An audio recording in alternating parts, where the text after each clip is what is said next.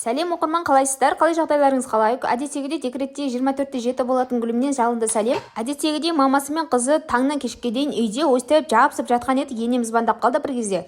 Тез-тез тамақ ісе, әпшен келе жатыр дегесін ат тұрып тез-тез тамақты істеп қуырдақты жасап. Әйтпесем қызымыз екеуміз жабысып әбеттің уақытында енді тез болайын деп жатқан кезде қызымыз екеуміз ұйықтайын деп жатқанбыз ғой. Солай бүгін әбетке ұйқы жөнінде қалды, ұйықталмай қалдым әбетте. Ну ладно, енді басқа күні ұйықтарым, басқа күні ұйқының планын орындарым дедім да, орнынан ат тұрып қол құрсын ұятты дедім. Мына үйдің келіні дым істемеген, мына үйдің келіні ештеңе істемеген деп айтпасын дедім да. Айбетпестер, енді мына жақта қызымда жабысып сөйлесіп жатыр. Солай тез-тез ат тұрып орнын жинап, үйін жинап алдым, тез-тез үйін жинауға да ерініп жатқанмын ғой. Солай үйімді де жинап, тамағымды істеп, столымды жайратып қойдым да, солай үйдегілерді күтіп, олар жолға шығатын болды. Сөйтіп тамақты ішіп алды да, олар кетіп қалды. Содан не керек, баяғы үйдің служанкасы гүлім жинайды, содан орнынан ат тұрып, үйде жинадым, далаға шықсам, далада жаңбыр деген құйып тұр ғой. Қой құрсын, мына ауа райда құрсын, далаға шығып жаттығу жасамасаң болмас дедім да. Солай қызымды екеуміз киініп атып шықтық та, осы далаға шығып жаттығу жасайыншы бүгін.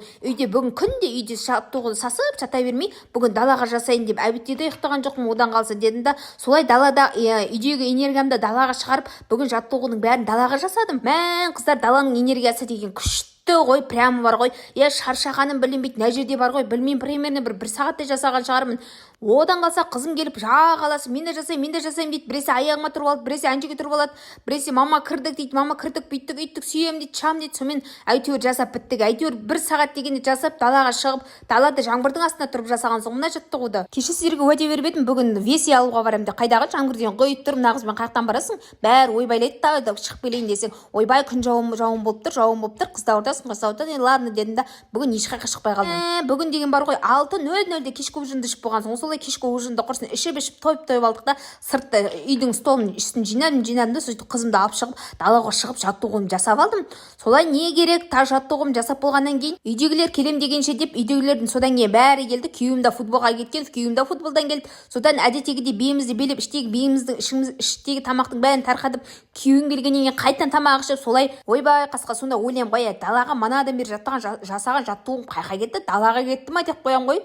Ладно, жаттығу жасадым ба жаттадым, бірақ тойып тамақ ішкен жоқпын әдеттегідей. Солай сосын маған лайк басып пікір қалдыруларыңызды ұмытпаңыздар. Тоқтатпай лайктарыңызды басып кетсеңіздер, айыстар ма құрық саусақтың ұшы ғой, лайк басып кетсеңіздерші. Солай менің бір күнім осылай өтті. Солай мынау шаң-шаң етіп не істеп кетті демеңіздер. Осылай тез-тез сөйлемесем, әңгіме менің таусылмайды, білесіздер ғой. Тез-тез сөйлеп осылай бітірмесем, ато менің білесіздер ғой, әдеттегідей видеом жетпей қалатын. Сосын осылай бүгін әдеттегідей тез-тез сөйледім. Давайте лайктарыңызды басып, пікірлеріңізді қалдырып, пақ-пақ етіп лайктарыңызды басып кетіңіздер. Сіздердің қолдауларыңызды күтемін. Сіздермен Гүлім К.